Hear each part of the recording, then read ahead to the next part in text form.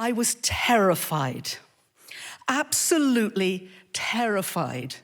The kind of feeling that starts deep in the pit of your stomach and goes up until it feels as though a hand is round your neck and you can't get anything out.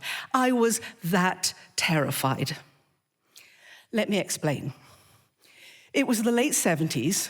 I was 18, standing by the side of a road in Canada, a long way from home. I was wearing a blue circular uncrushable skirt and holding a sign that said, "The border." I was about to put my thumb out and hitchhike for the very first time. And that's why I was so terrified. Now, you might be asking, how did I get myself in such a predicament? Well, I blame the whole thing on my mother. You see, my mother had a great love of adventure.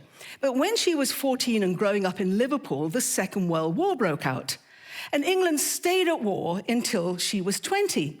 So she said her best adventuring years were swallowed up by bombs and fear and rationing. So she was determined to relive them now vicariously through me. So while other mothers were urging their only daughters to read, to study, to go to college, my mother was saying to me, "For goodness sake, Geraldine, you study far too hard. Put away those books and go out and party." It's absolutely true. In fact, I'm the only person I know who got a master's degree out of sheer rebellion. So when I was 18, I told her that I was going to go to the Olympic Games in Montreal with my boyfriend. And then we were going to hitchhike from Montreal to New York and fly back to England from there. Well, on that occasion, I wanted my mother to be like other mothers. I wanted her to forbid me to go, so I wouldn't have to, and I could tell her she'd ruined my life.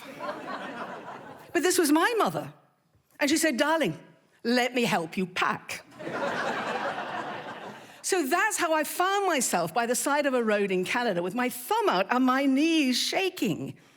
But at least I had my boyfriend standing next to me. He'll keep me safe, I thought. My boyfriend, Ivor, was very respectable. He was 5 years older than me. He traveled extensively, so he explained the rules of the road. "Geraldine," he said, "you always wear good clothes. That way you get a better class of ride. You never get in a vehicle where you're outnumbered. And when you're in that vehicle, you always chat to the driver to build up a rapport. And if you do those things, you're less likely to be murdered." Murdered? I have a vivid imagination. And I could just see my murdered, mutilated body being tossed out of a car on the outskirts of some exotic American city like Akron. I prayed, "Lord, please watch over me." And then I wanted to thank every car that whizzed past. But finally, an ancient two-door rusted old Chevy skidded to a halt. Now, I could see through the open passenger window that the driver was alone, which was good. But he had long, unkempt hair, a missing front tooth, and dirt etched in the deep lines of his face. And he said, "I can take you 40 miles. And Ivor said, "Thank you, sir," and got in the back seat with the backpacks and whispered to me, "You get in the front.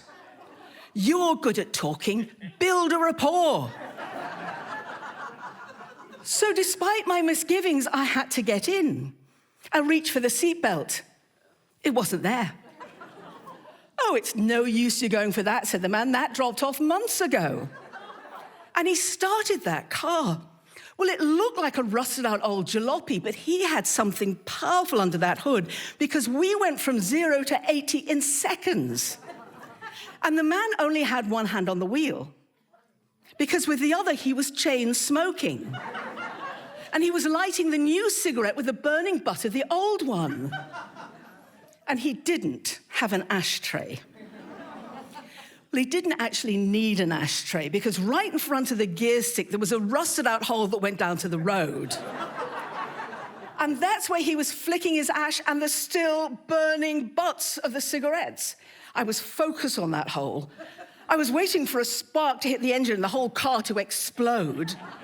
And I was just thinking, it's all right for my mother encouraging me to go on this trip, but I bet she's at home now in a nice comfy chair with a cup of tea, which is exactly where I'd like to be. Oh, for a comfy chair and a cup of tea. You see, I never ever thought there'd be so many ways to be killed hitchhiking. And then the man said to me, "I've got a glass eye."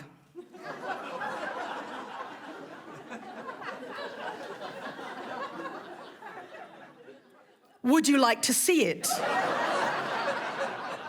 And he took out his eye and he put it on my shoulder. I froze. I didn't want that eye going into my lap or down by the floor. I didn't want the man grabbing for it, particularly not as we were going so fast. And then I slowly turned my head, and I wasn't quite sure what to say. I mean, really, what is the protocol when you're eyeball to eyeball with an eyeball? So I turned my head a bit further to see what Ivor's reaction was. His eyes were closed. He was taking a nap. I finally managed, "That's fascinating." And that seemed to placate the man because he didn't say anything else until he dropped us off about 20 minutes later. But I was very relieved that from that moment onwards, he kept both eyes on the road, even though they were 3 feet apart.